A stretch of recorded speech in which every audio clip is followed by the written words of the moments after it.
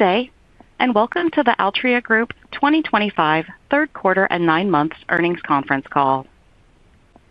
Today's call is scheduled to last about 1 hour, including remarks by Altria's management and a question-and-answer session. In order to ask a question, please press star followed by the number 1 on your touch-tone phone at any time. I would now like to turn the call over to Mac Livingston, Vice President of Investor Relations. Please go ahead, sir. Thanks, Angela. Good morning, and thank you for joining us.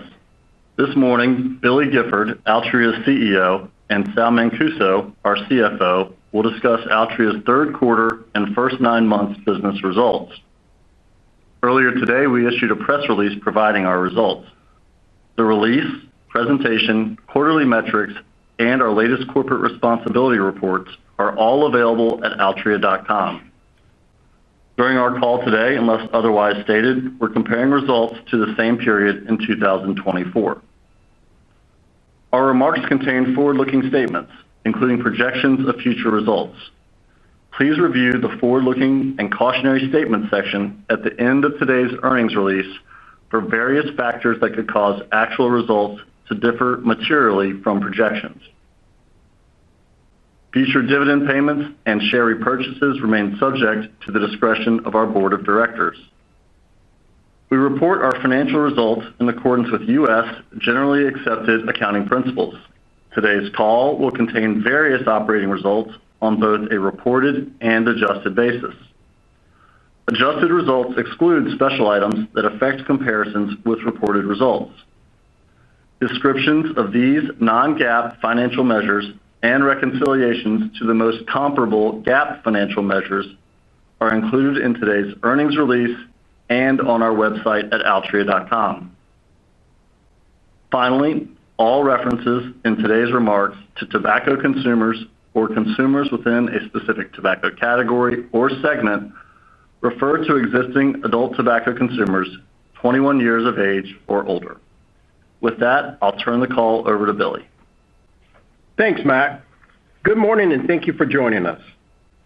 Altria continued to build significant momentum in the third quarter with exciting progress across our businesses.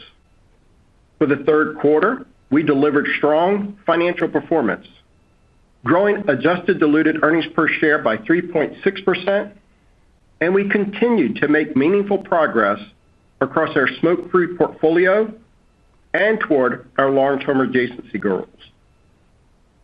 On! held steady in a highly competitive environment, and Helix announced plans to launch on! PLUS, its innovative next-generation oral product. Horizon also made important regulatory filings for a joint venture in heated tobacco products. Looking at our long-term adjacent growth opportunities, we announced a collaboration with KT&G to explore opportunities in international innovative smoke-free products and U.S. non-nicotine products. Importantly, we continue to demonstrate our commitment to returning value to our shareholders. In August, we announced our 60th dividend increase in 56 years, and yesterday, our board authorized an expansion of our share repurchase program. My remarks this morning will focus on results from on! and the launch of on! PLUS, updates on our heated tobacco and e-vapor portfolio, the state of the regulatory environment, and our strategic relationship with KT&G. I'll then turn it over to Sal, who will provide further details on our business results, 2025 outlook, and our continued commitment to providing significant cash returns to shareholders. Let's begin with on! and the nicotine pouch category. Oral nicotine pouches continue to be the primary driver of the estimated 14.5% increase in oral tobacco industry volume over the past 6 months. In the third quarter, nicotine pouches grew to 55.7 share points, an increase of 11.1 share points year over year. Competitor promotional activity was highly elevated during the third quarter, particularly during September, driving incremental growth for nicotine pouches. We continue to monitor how this elevated promotional activity influences longer-term brand adoption. Despite this competitive landscape, Helix was steady in the third quarter, growing on reported shipment volume to over 42 million cans, representing an increase of nearly 1% versus the prior year. For the first 9 months, Helix grew on reported shipment volume to over 133 million cans, representing an increase of approximately 15% versus the prior year. While third quarter shipment volumes for on were influenced by trade inventory dynamics driven by promotional activity in the category, we remain encouraged by the steady consumer demand reflected in our estimated retail takeaway. In fact, on's retail share of the total oral tobacco category was 8.7% for the third quarter and first 9 months, demonstrating stability for the quarter and an increase of 0.8 share points for the first 9 months. on's retail price increased by approximately 1.5% in the third quarter versus the prior year, in contrast to the balance of the nicotine pouch category, where average retail prices for the category declined 7% nationally and more than 70% in one major retail chain, a clear reflection of the intense promotional activity during the quarter. Yet, Helix's year-over-year results continue to be a meaningful contributor to the oral tobacco product segment, adjusted OCI stability and adjusted OCI margin expansion in the third quarter. Helix is positioning itself for long-term sustainable success. Helix recently launched on! PLUS in Florida, North Carolina, and Texas, and we are encouraged by the recent actions from the FDA that signal progress toward a more efficient and transparent authorization process for nicotine pouches, which I'll discuss later in my remarks. on! PLUS launched with 3 flavors and 3 nicotine strengths, which we believe are complementary to the current on! portfolio. We believe on! PLUS is a premium and differentiated product that we expect to appeal to both adults who dip and competitive nicotine pouch consumers.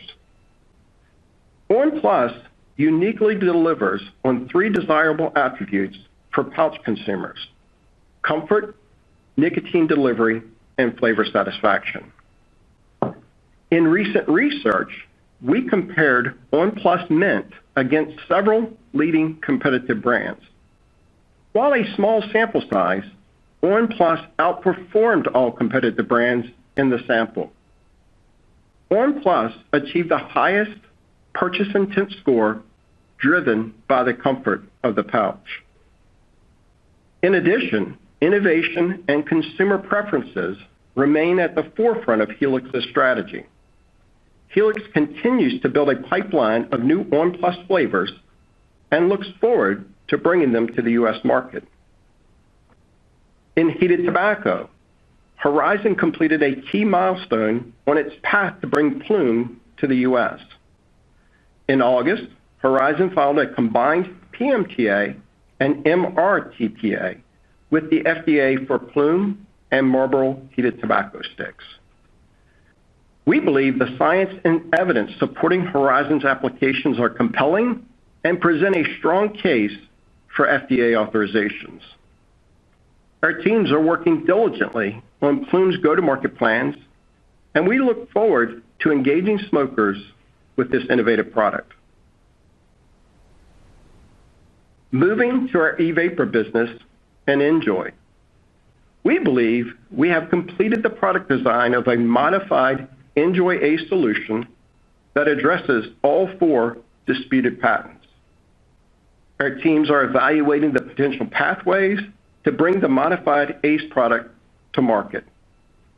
During the third quarter, both NJOY and JUUL initiated new litigation against one another. JUUL initiated litigation in federal court and before the ITC against NJOY, asserting claims of patent infringement based on sales of NJOY Daily and on any other products NJOY may be developing that would infringe JUUL's patents. We do not expect a final determination from the ITC before early 2027 and intend to vigorously defend our positions in this litigation. In addition, NJOY initiated litigation against JUUL in federal court and before the ITC, asserting claims of patent infringement based on the sale of certain JUUL products. As we assess our path forward with ACE and work diligently on our innovative product pipeline in e-vapor, the market remains saturated with flavored disposable e-vapor products, the majority of which we believe have evaded the regulatory process. At the end of the third quarter, we estimate the e-vapor category included approximately 21 million vapors, up nearly 2 million versus a year ago. During the same period, disposable vapors increased by an estimated 2.4 million to nearly 15 million. We believe that flavored disposable e-vapor products continue to represent over 60% of the category. This remains a significant issue, but we are encouraged by the recent enforcement actions and constructive regulatory dialogue that signal progress. For some time, we have advocated for stronger enforcement against illicit products, as well as for an acceleration in FDA market authorizations for smoke-free products. During the third quarter, we observed notable enforcement efforts targeting illicit products and welcomed positive plans from the FDA regarding the pace of authorizations within the oral nicotine pouch category. On the enforcement front, we continued to see elevated engagement and action from federal agencies and government officials. These actions included coordinated raids executed by the Federal Multi-Agency Task Force across the U.S., resulting in the seizure of hundreds of thousands of illicit vapor products from retailers and wholesalers, and the potential for further legal action. Ongoing seizures of illicit products, including seizure by HHS and U.S. Customs and Border Protection of more than 4 million units of illicit vapor products with an estimated retail value over $86 million, the largest seizure of this kind.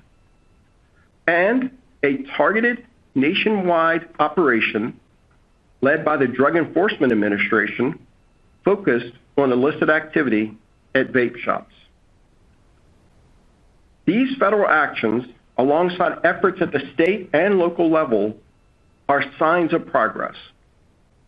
However, we believe sustained and coordinated enforcement is necessary to materially impact the state of the market. We remain steadfast in our commitment to supporting a well-functioning regulatory system. It is critical to unlock the full potential of tobacco harm reduction. These ongoing enforcement efforts are essential to provide adult consumers with access to regulated products that are supported by science and are aligned with public health goals. Beyond enforcement, we have been advocating for the FDA to accelerate product authorizations and establish a responsible marketplace for smoke-free products. Regulatory speed and clarity are also essential to delivering innovative options that meet adult consumer preferences and advance harm reduction. In September, the FDA launched a pilot program to streamline PMTA reviews for oral nicotine pouches, and Helix was notified by the FDA that applications for on! PLUS are included in the program. We're encouraged by this development from the FDA, and we're actively engaging with the FDA on these product applications. While the pilot only applies to certain nicotine pouches, we hope it signals broader FDA efforts to increase the speed of regulatory decisions across all smoke-free platforms. As we pursue the smoke-free opportunity within the U.S., we remain committed to our long-term adjacent growth goals. In September, we took another step forward when we announced a new collaboration with KT&G. First, we are jointly exploring opportunities to grow global demand for nicotine pouch products, including the potential expansion of the on! portfolio into select international markets. As part of our initial steps in international modern oral, we entered into an agreement with KT&G to acquire an ownership interest in another snus factory, the manufacturer of the Loop nicotine pouch brand. Loop is currently available in a range of strengths with unique flavors.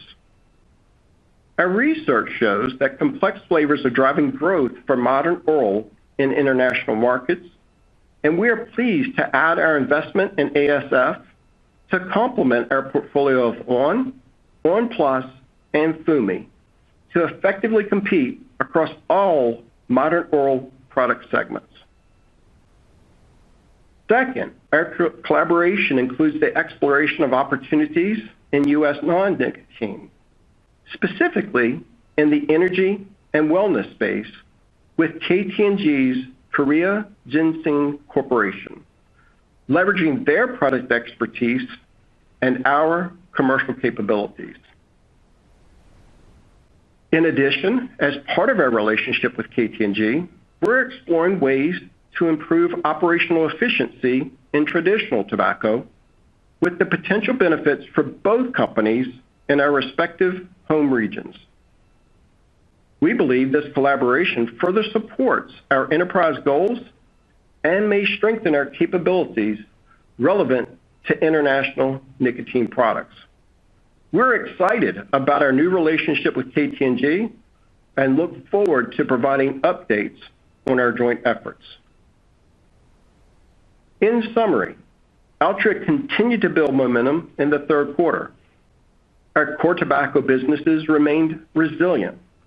We advanced our smoke-free portfolio, and we opened new pathways for long-term adjacent growth in international modern oral and U.S.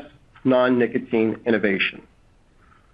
These efforts support the commitment to our vision and enterprise goals. I'm confident in our strategy, energized by the opportunities ahead, and thankful for our team's continued dedication to delivering long-term shareholder value. I'll now turn it over to Sal to provide more detail on the business environment and our results. Thanks, Billy. Altria delivered strong third quarter and first 9 months financial performance. Adjusted diluted earnings per share increased 3.6% in the third quarter and by 5.9% for the first 9 months.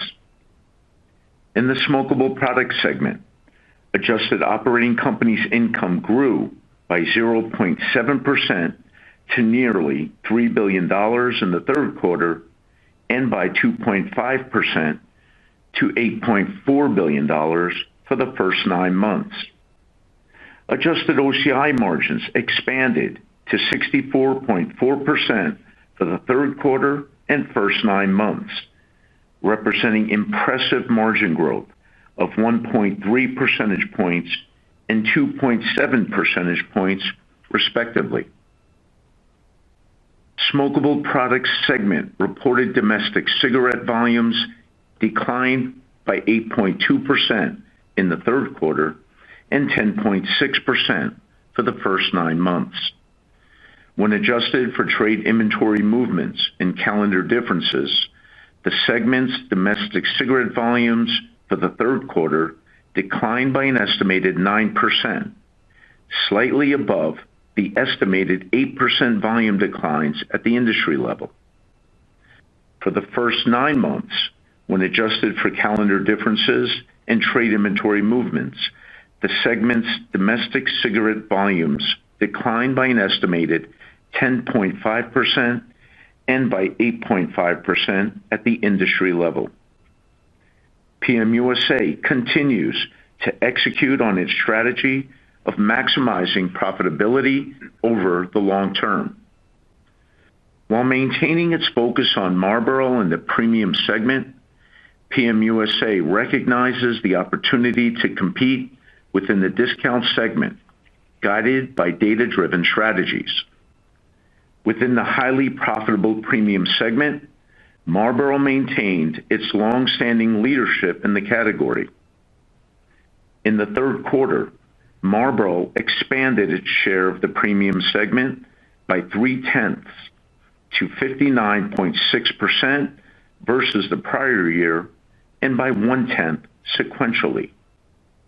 At the same time, PM USA continued to strategically invest behind Basic, appealing to a price-sensitive cohort of adult smokers within the discount segment. Many adult smokers continue to face discretionary spending pressures resulting from a variety of macroeconomic headwinds, including the compounding effects of inflation.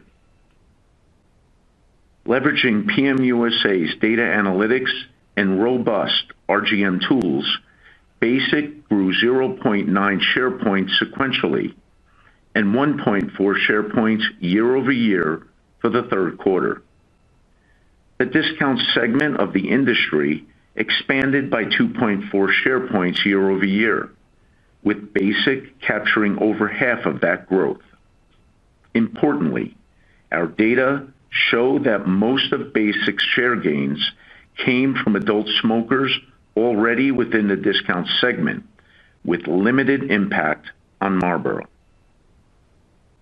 As a result of the combined efforts across the PM USA portfolio of brands, cigarette retail share increased sequentially for the second consecutive quarter to 45.4%, growing 0.3 share points in the third quarter.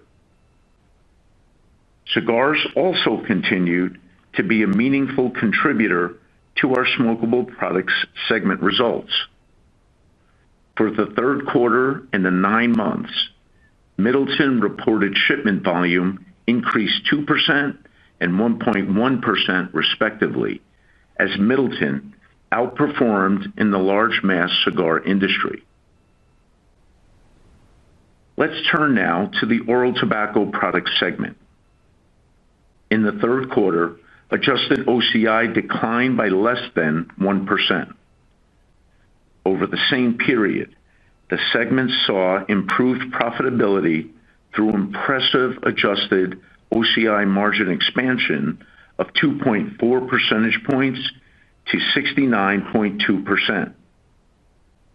For the first 9 months, adjusted OCI increased by 3.3%, with adjusted OCI margin expansion of 1.8 percentage points to 69%. Helix's year-over-year performance was a meaningful contributor to the stability of adjusted OCI in the third quarter and to the adjusted OCI growth for the first 9 months. Total segment reported shipment volume decreased 9.6% for the third quarter and 5.2% for the first 9 months, as growth in ON was more than offset by lower MST volumes. When adjusted for calendar differences and trade inventory movements, we estimate that third quarter and first 9 months oral tobacco product segment volumes declined by an estimated 5.5% and 3.5% respectively. Oral tobacco products segment retail share was 31.1% for the third quarter and 32.9% for the first 9 months. In the highly profitable moist smokeless tobacco segment, Copenhagen continued to maintain its long-standing premium leadership. Turning to ABI's financial results, we recorded $157 million of adjusted equity earnings in the third quarter, up 9% versus the prior year. As Billy mentioned, our businesses performed well in a dynamic environment during the first 9 months of the year, and we effectively maintained the strength of our core tobacco businesses while investing toward our vision. As a result, we raised the lower end of our 2025 guidance range. We now expect to deliver adjusted diluted EPS in a range of $5.37 to $5.45, representing a growth rate of 3.5% to 5% from a base of $5.19 in 2024. We expect EPS growth to moderate in the fourth quarter as we lap the lower share count associated with the 2024 accelerated share repurchase program and the benefit of the MSA legal fund expiration. We are also mindful of the challenged state of tobacco consumers and will continue to closely monitor their purchasing behaviors. Our strong financial performance for the first 9 months enabled us to return nearly $6 billion to our shareholders, including $5.2 billion in dividends and $712 million in share repurchases. We remain committed to providing significant cash returns to our shareholders, as demonstrated by our recent dividend increase and share repurchase announcement.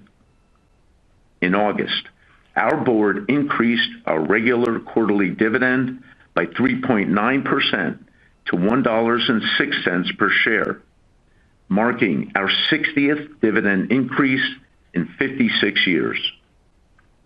This milestone underscores our legacy of delivering consistent shareholder value and highlights the resilience of our businesses through decades of change. And today, we announced that our board authorized the expansion of our existing share repurchase program from $1 billion to $2 billion, which now expires on December 31st, 2026. Lastly, our balance sheet remains strong.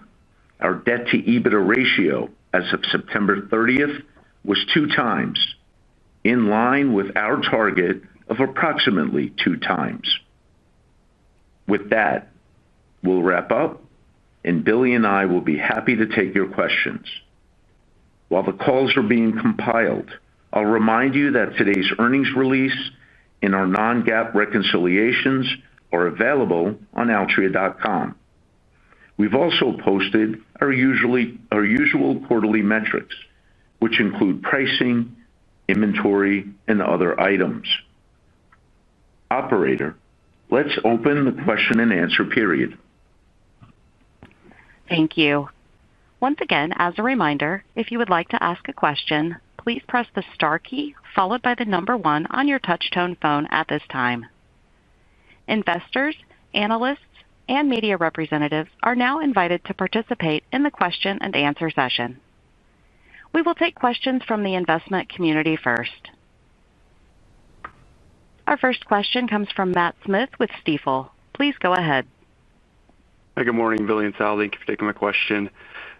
Sal, you raised the low end of the guidance again, which is nice to see here, but the fourth quarter implies a deceleration in the earnings growth. You called out lapping the share repurchase and the MSA legal fee expiration. Are there any other key puts and takes as we think about the fourth quarter and, more importantly, the path to growing smokable OCI again? Thank you.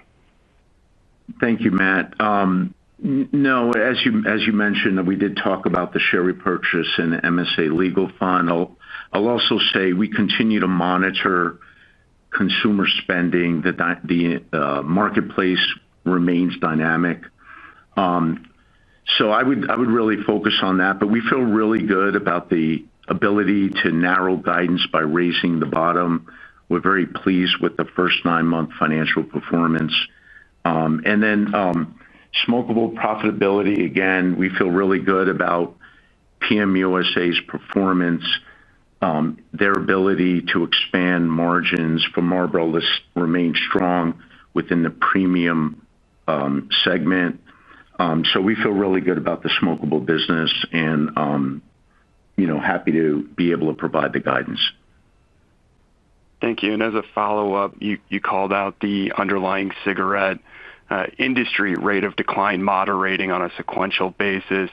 Billy, I know you provide the 12-month bridge that shows the macroeconomic factor, but sometimes that 12-month bridge can not move as much on a quarter-to-quarter basis. So when we think about the moderation that we saw sequentially, can you talk about the drivers that you think are leading to that? Thank you. Pass it on after that. Yeah, thanks for the question, Matt. I think when you step back and look at it, you're right, the 12-month doesn't move quite as quickly. I think what you're seeing in the marketplace, and look, our consumers still under pressure. Again, they don't need improvement. They just need consistency. And we've seen a bit of consistency around gas prices, inflation, things of that nature, and we'll see how that continues through the year. And I think we're starting to see some of and I talked about it in my remarks, some of the stepped-up enforcement in e-vapor. It puts consumers back at play. We would love to be able to keep them in the smokeless category, but when enforcement happens, it certainly puts them at play and they consider other nicotine categories.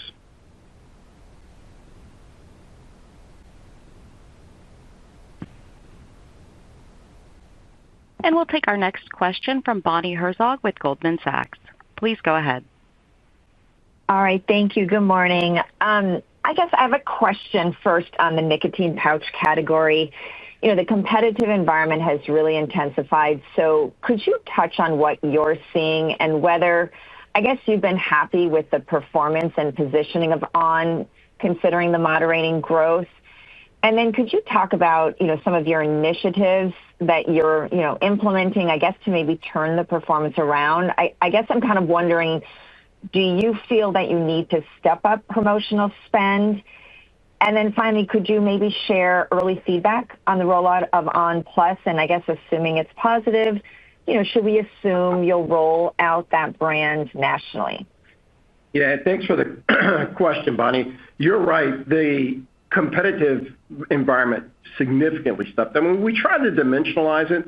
on! was moving up, call it 1.5% at retail from a price perspective, while the entire category was down 7% on a national basis, but as much as 70% in a major retail. So it was a significant shift in promotional spending by competitors. We had that early on with the on! in the marketplace when we launched, and we've talked about how we're bringing the revenue growth management tools over to the category. So we're extremely pleased with the performance where we were moving up in retail price and the category was moving down significantly. I know people get hung up on some of the shipment volume. I think the encouraging aspect that we see is on the retail takeaway volume. And when you look at that, that's the true demand by the consumer, and that was steady even in that highly competitive environment. Much too early on PLUS to really mention. We are certainly excited about the differentiation that product has in research, and we're excited to be able to bring that to market and expand it when it's appropriate. All right. Thanks for that. And then I just wanted to also ask about your KT&G partnership. It was recently expanded, and you touched on this, but just hoping for a little more color on the operational efficiencies you see, especially as it relates to, opportunities to maybe take advantage of the double duty drawback. Also, could you give us a little more color on, I guess, opportunities for alternative revenue streams, as well as, further expansion internationally, given this partnership? Thank you. Yeah, thanks, Bonnie. And you touched on two of the three. We really see it as three-pronged. Certainly the modern oral initiative, being able to expand on! and on! PLUS in international markets is something that we'll be exploring. Rounding out our portfolio with the inclusion of Loop into that. We feel like that completes the portfolio, and we look forward to continuing discussions with them on how to think about expanding internationally into other markets. The second point is certainly the non-nicotine opportunities. I tried to highlight a little bit where we would explore working with them. They have certainly the product expertise in the Korean red ginseng. We would look to work with them based on our commercial distribution strength in the U.S. of what are the opportunities there. Certainly we'll share more when it's appropriate. The third was the operational efficiencies. What we saw there was the ability to adapt our manufacturing center for cigarettes for items that are specific to international markets, whether that be pack size or trace and tracking and things of that nature. It certainly, to your point, allows us to take advantage of duty drawback. That's a benefit of it. It also opens up the door for us to think about international opportunities in the future. All right. Thank you. I'll pass it on. Thanks. As a reminder, it is star one if you'd like to ask a question. We'll go next to Eric Serotta with Morgan Stanley. Please go ahead. Thanks, guys. Good morning. Billy, starting on Plus, realize it's the very early days, but you did mention it as premium positioning. Could you talk a bit about the price point as you launch in the 3 states where you did, realizing only a matter of weeks or less, but how are you thinking about the relative price point of on! Plus relative to on! and relative to competitors, which I realize are a moving target at the moment? Then, Sal, controllable costs in smokables were up pretty significantly year on year.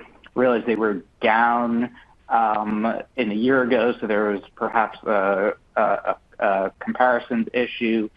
But how are you thinking about controllable costs going forward? Was there any additional color you could talk about in the quarter?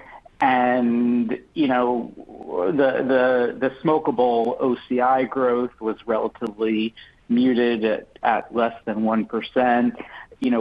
Was that really the controllable costs, or are there other factors that you'd point to that, constrain the OCI growth in the quarter? Thank you.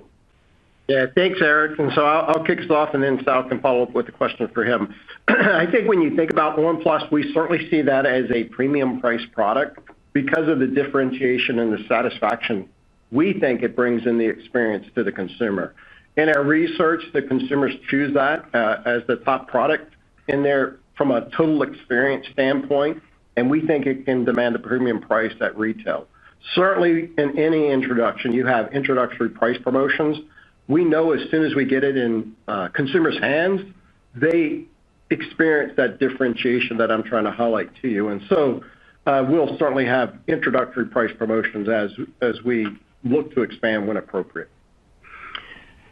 Good morning, Eric. And as far as controllable costs go, I guess I'd start by saying that I would not look at controllable costs quarter by quarter. I really believe you need to look at the costs over the long term, exactly for the reasons you highlighted in the question. There are some comparison issues. Costs are not linear. There's timing within a quarter. So you touched on that in the question. I think you were right to point that out.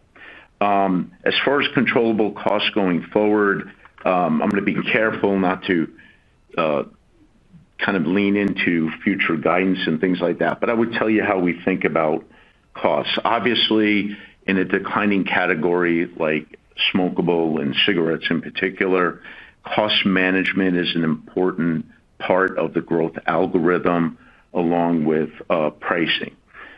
We do manage our overall cost. Obviously, we've shared with you the Optimize and Accelerate program. That program is not just about effective cost management and cost reductions. It's also about better performance and speed to market. And we are taking those cost savings and reinvesting that in our future. I'll also share that we spend a lot of time continuing to hone our data analytics and our revenue growth management tools, and that has been extremely helpful. And while it manifests itself as price realization in the P&L, I look at that as productivity, because we are better able to use promotional investments to support our brands. And PM USA and our data analytics team continue to do a terrific job of using data analytics and those RGM tools extremely effectively. So we're very happy about that. And then, OCI for smokable, I really would look at that over a longer term. Again, not a particular quarter. Smokable is up 2.5% on a year-to-date basis. Very pleased with its performance, especially when you see the strength of Marlboro within the premium segment. Great. Thanks so much. I'll pass it on. Sure. We'll go next to Faham Baig with UBS. Please go ahead. Thanks, guys. Good morning, everyone. A couple from me as well. Firstly, if I could come back on the duty drawbacks. If we take a bigger look at the picture, Altria is likely to make around $3 billion in federal excise tax payments this year. Should this be the amount that we think about the potential benefit from the duty drawbacks? And is this likely to be the sort of key engine that drives group EPS growth to high single digits over the next couple of years to meet the mid-single digit EPS CAGR to 2028? So that's the first question. There's a second one, coming back to the pilot program that the FDA is running. Does this, or could this impact your decision to go ahead with the national launch on Plus, i.e., you may wait for the decision on this, or you may take a decision irrespective of the program. And the second one on that is why do you think it's possible for the FDA to accelerate this process on nicotine pouches, but it's not possible to do so in vapor, which is arguably a much larger category, and reviews there began much earlier? Yeah, so quite a few things in that question, so if I don't touch on one, please follow up. I think when you think about the duty drawback, I wouldn't jump to a conclusion at this point in time. It's really about a relationship with international players. How do we think about producing cigarettes for international and some of the other benefits that we get?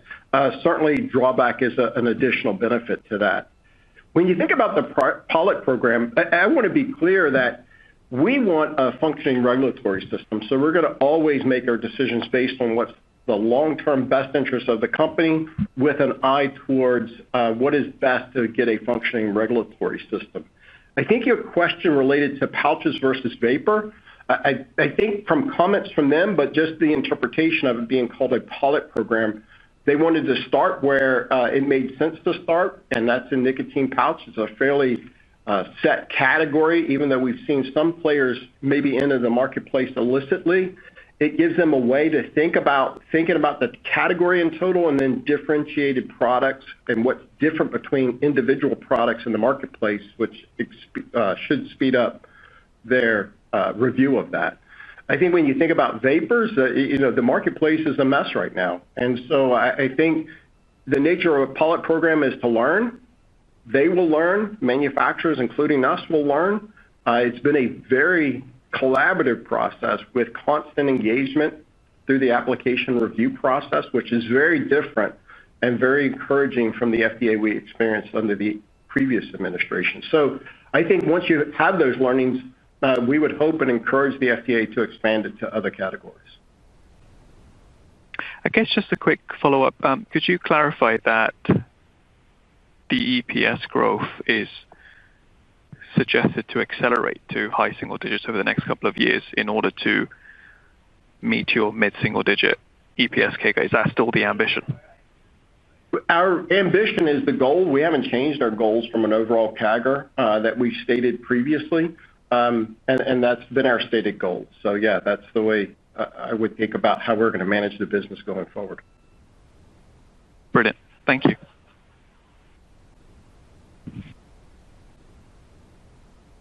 There appears to be no further questions at this time. I would now like to turn the call back over to Mac Livingston for any closing remarks. Thanks, everybody, for joining us today, and have a great day. This concludes today's call. Thank you for your participation. You may disconnect at any time.